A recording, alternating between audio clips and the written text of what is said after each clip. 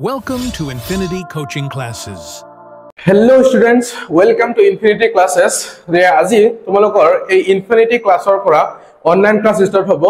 ইতিমধ্যে আমাৰ ইয়াৰ পৰা অফলাইন ক্লাছ চলি আছে। অনলাইন ক্লাছৰ যোগেদি আমাৰ লক্ষ্য হৈছে যে অসমৰ প্ৰতিটো চুকে কোণে থকা ছাত্ৰ ছাত্ৰীবোৰক আমাৰ কোৱালিটেটিভ এডুকেশ্যন সিহঁতলৈ লৈ যোৱা। গতিকে আজি 30টা MCQ লৈ আহিছো ক্লাছ 10ৰ। 30টা MCQ এইকেইটা বহুত ইম্পৰ্টেন্ট হয় ক্লাছ মেট্ৰিক পৰীক্ষাৰ কাৰণে এসএসএলসিৰ কাৰণে এইকেইটা বহুত ইম্পৰ্টেন্ট হয়। ইম্পৰ্টেন্ট MCQ খিনি আজি 30টা MCQ আজি আমি পঢ়িম। 30টা MCQ ৰ পৰা প্ৰথমতে মই ইতিমধ্যে 3টা MCQ লিখিছো ইয়াতে। 3টা MCQ প্ৰথমতে সলভ কৰিম। গতিকে ফাৰ্স্ট কোৱেশ্চনটো আছে আমাৰ ইয়াত যে 2x² + 3x + 1 ক x + 2 ৰে হৰণ কৰিলে ভাগশেষ থাকিব। অপশন A আছে 1, B আছে 3, C আছে 0 and D আছে 8। গতে এটো সলভ কৰিব হলে প্ৰথমতে কি কৰিব লাগিব আমি এই 2x² + 3x + 1 যেটো আছে ইয়াক আমি হৰণ কৰিব লাগিব কিহেৰে যে x + 2 দি হৰণ কৰিব লাগিব। যদি x + 2 দি হৰণ কৰো প্ৰথমতে আমি চাব লাগিব যে এইফালে পদটো কি আছে 2x² আছে। গতে 2x² লগত এনেকুৱা কি সংখ্যা পূৰণ কৰিলে x ৰ লগত কি সংখ্যা পূৰণ কৰিলে 2x² হ'ব। গতে x ৰ লগত যদি 2 and x টো পূৰণ কৰো তেতিয়াহলে আমাৰ হৈ যাব কি 2x², 2x * x 2x² তাৰপৰা 2x আকৌ +2 লগত পূৰণ হ'ব। +2 লগত পূৰণ হলে কি হ'ব 2 * 2 4x আৰু 4x টো হ'ব ইয়াৰ তলত 4x যত x আছে তাৰ তলত 3x আছে যত তাৰ তলত হ'ব 4x। তাৰ পিছত এইখিনি ওপৰখিনিৰ পৰা তলখিনি মাইনাস কৰিব লাগিব আৰু মাইনাস কৰিলে তোমালোকে জানা যে প্লাস চিনটো হলনি হৈ পেলাই মাইনাস হৈ যায় আকৌ এটো মাইনাস হৈ যাব। গতে ওপৰত +2 তলত -2 কেনসেল হৈ যাব। ইফালে আছে +3x তলত আছে -4x। গতে +3x আৰু -4x ৰ পৰা যদি 3x টো বাদ দিয়া -4x ৰ পৰা থাকিব কিমান x থাকিব। তাৰ পিছত ওপৰৰ পৰা +1 টো নমাই দিয়া। তাৰ পিছত এতিয়া ইয়াত আছে -x। গতে -x x ৰ লগত কি সংখ্যা পূৰণ কৰিলে -x পাম জানো আমি যে -1 এটা যদি পূৰণ কৰো তেতিয়া আমি কিমান পাম -x। গতে -1 * x কিমান -x -1 * +2 হৈ যাব কিমান -2 তাৰ পিছত এটো হৈ যাব প্লাস এটো মাইনাসৰ আছে এটো হৈ যাব প্লাস। গতে ওপৰটো আৰু তলৰটো কেনসেল। ইয়াত আছে কিমান +1 and +2 3। গতে একেবাৰে শেষত যেটো থাকি যায় হেতু হৈছে ভাগশেষ। মানে ওপৰত যেটো আছে এটো হৈছে ভাগফল। গতে আমাৰ এই কোৱেশ্চনত কৈছে যে ভাগশেষ কিমান। গতে ভাগশেষ হ'ব 3। গতে অপশন বি কাৰেক্ট হৈ যাব। তাৰ পিছত আমি নেক্সট কোৱেশ্চন চাও। নেক্সট কোৱেশ্চন আছে যদি m n ৰ ঘনমূল হয় তেন্তে n ৰ মান হ'ব। গতে এটো বহুত ইম্পৰ্টেন্ট কোৱেশ্চন হয়। এটো প্ৰিভিয়াস ইয়াৰত আহি গৈছে কেবাবাৰো। তাৰ পিছত যদি m n ৰ ঘনমূল হয় তেন্তে n ৰ মান হ'ব মানে m টো কি হয় n ৰ ঘনমূল মানে কিউব ৰুট n ললে আমি কিমান পাম যে m পাম কাৰণ m টো হৈছে n ৰ ঘনমূল। তাৰ পিছত এতিয়া আমাৰ কি লাগে যে n ৰ মান লাগে। গতে n ৰ মান কিউব ৰুট টো উঠাব হলে আমি দুয়োফালে কি কৰিব লাগিব কিউব কৰিব লাগিব। যদি দুয়োফালে কিউব কৰো তেতিয়া দুয়োফালে কিউব কৰিলে এইফালে আহি যাব m³ এইফালে আহি যাব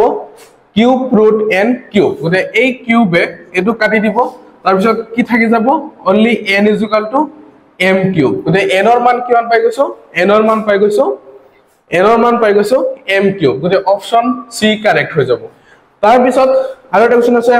যে দ্বিঘাত বহুপদ px = 4x² - 1 ৰ শূন্যকেইটাৰ যোগফল হ'ব যে শূন্যকেইটাৰ যোগফল উলিয়াব লাগে।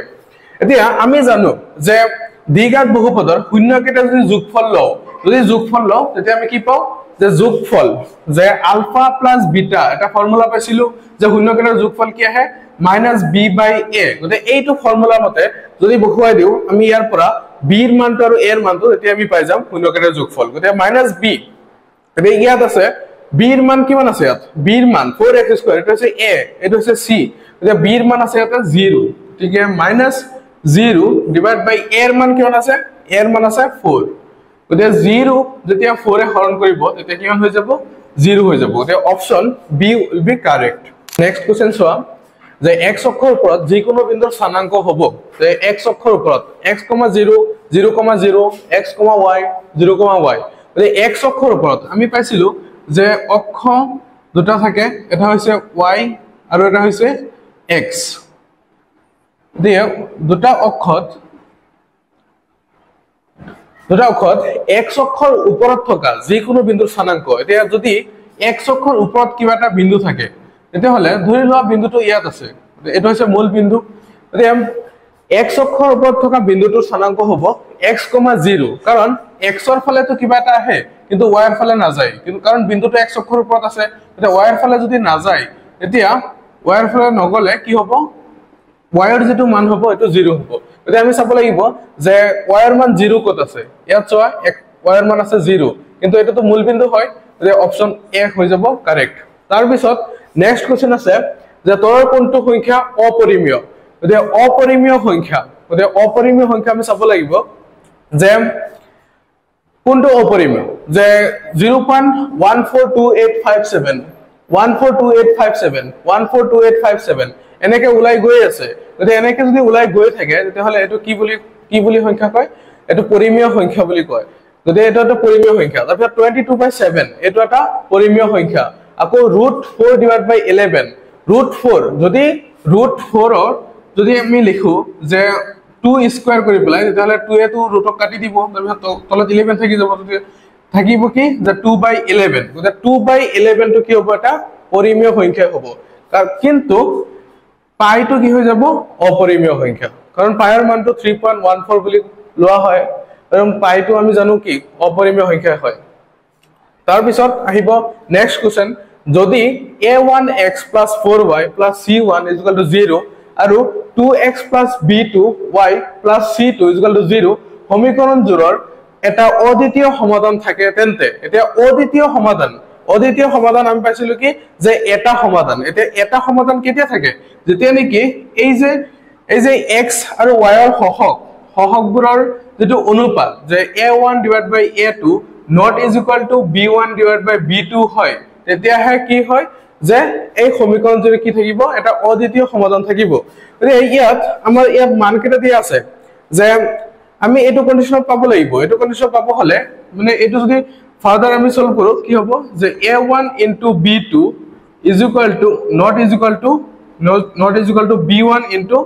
a2 হ'ব লাগিব এতিয়া ইয়াত চাইছো কি যে a1 প্ৰথম কোশ্চেনটোৰ কাৰণে a1 আছে 2 আৰু b2 আছে 4 ইয়াত কিমান হৈ যাব যে 2 * 4 not b1 * a2 এতিয়া b1 কিমান আছে b1 আছে 4 into a2 আছে কিমান a2 আছে 2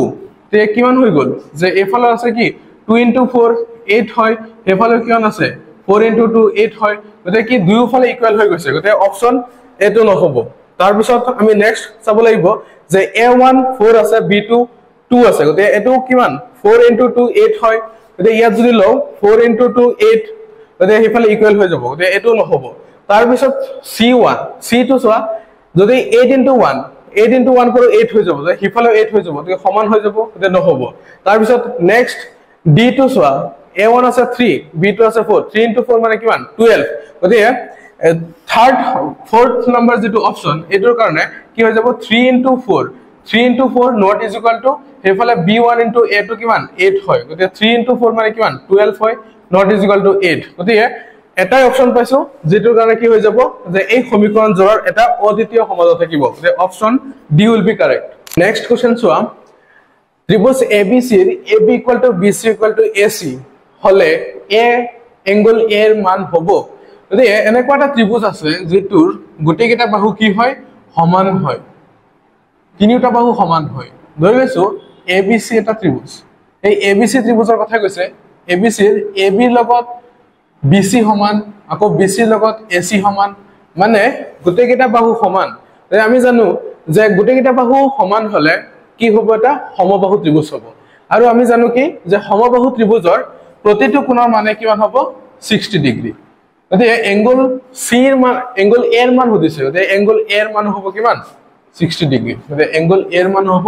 60 ডিগ্ৰী B এৰ মান হ'ব 60 ডিগ্ৰী যে আমাক খুদিছে অনলি এংগল A এৰ কথা যে এংগল এ এৰ মান হ'ব 60 তাৰপিছত নেক্সট কোৱেশ্চন ABC এটা সমদ্বিবাহু ত্ৰিভুজ এটা সমদ্বিবাহু ত্ৰিভুজৰ কথা কৈছে য'ত C কোণ এংগল C আছে 90 তাৰপিছত AC = 6 cm তেতিয়া AB হ'ব মানে এনেকুৱা এটা ত্ৰিভুজ আছে এটা কোণ তাৰ 90 ডিগ্ৰী তে ABC ABC যাৰ C কোণ কিমান 90 ডিগ্ৰী C কোণ 90 ডিগ্ৰী আৰু কৈছে কি এটা সমদ্বিবাহু ত্ৰিভুজ সমদ্বিবাহু ত্ৰিভুজৰ যদি AC = 6 cm AC এই বাহুটো আছে 6 cm তেতিয়া হলে সমদ্বিবাহু ত্ৰিভুজৰ আমি জানো কি যে যিকোনো দুটা বাহু সমান হ'ব যে AC সমান কি হ'ব BC বাহু হ'ব 6 cm গতিকে আকৌ সুধিছে আমাৰ AB হ'ব এতিয়া আমাৰ AB লাগে গতিকে এটো যেহেতু এটা সমকোণী ত্ৰিভুজ গতিকে সমকোণী ত্ৰিভুজত আমি পাইথাগোৰাছৰ ফৰ্মুলা ব্যৱহাৰ কৰিব পাৰোঁ গতিকে পাইথাগোৰাছৰ ফৰ্মুলা মতে কি আহে যে অতিভুজ স্কয়াৰ = ভূমি স্কয়াৰ + লম্ব স্কয়াৰ গতিকে অতিভুজ কিমান আছে ইয়াত AB আছে অতিভুজ যে AB স্কয়াৰ = হ'ব কি যে BC স্কয়াৰ + AC স্কয়াৰ গতিকে AB ৰ মানটো নেব হলে স্কয়াৰটো উঠি গলে এফালে যাব ৰুট ওভাৰ গতিকে ৰুট ওভাৰ BC স্কয়াৰ মানে কিমান BC আছে 6 তাৰপিছত AC আছে কিমান 6 গতিকে 6 স্কয়াৰ + 6 স্কয়াৰ 6 গুণ কিমান 36 প্লাস 36 36 প্লাস 36 তাৰ পিছত ইয়াত হৈ যাব কিমান যে ৰুট 2 * 36 2 * 36 36 ৰ যদি বৰ্গ কৰো বৰ্গমূল লও তেতিয়াহলে 6 স্কয়াৰ গতিকে স্কয়াৰ থকা সংখ্যাটো আমি বাহিৰত আনিব পাৰো যে বাহিৰত আহি যাব ভিতৰত থাকি যাব √2 গতিকে AB ৰ মান হৈ যাব 6√2 cm গতিকে অপচনত আছে নাই 6√2 cm গতিকে option A will be correct তাৰ পিছত আছে 9 নম্বৰ আছে x + 2y, 2x - y আৰু x,